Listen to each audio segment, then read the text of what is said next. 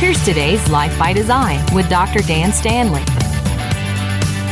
Dan here, and this is Life by Design. We're talking about this notion that I love it when the Bible gives you stuff to do. I mean, real quality stuff to do. And 1 Thessalonians 5 is a good example of that.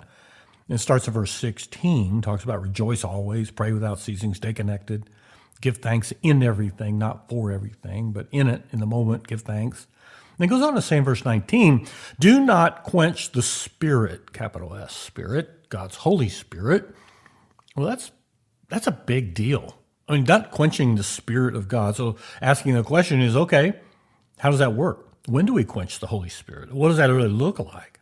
And I think one way it goes on to say, do not despise prophetic utterances. So what does that mean? Well, God's showing things to you and to people that there is something that God's trying to speak into the world today, speaking using his word at a specific moment in time.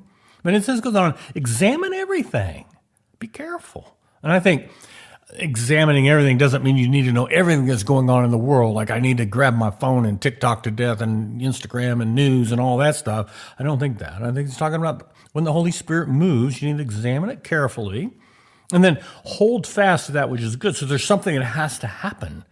You have to hold on to it. When you hear what God's speaking to your mind, hold on to that which is good.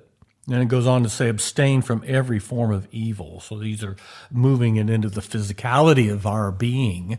But when you look at the big picture of these things that we're given to do, it's almost like, I won't say a formula, but a real way to posture yourself in the grace of God to move forward in spiritual growth.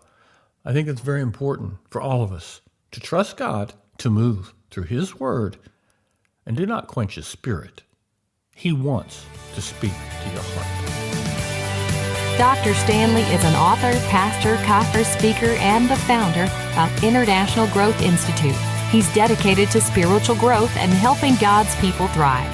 Learn more at internationalgrowthinstitute.com.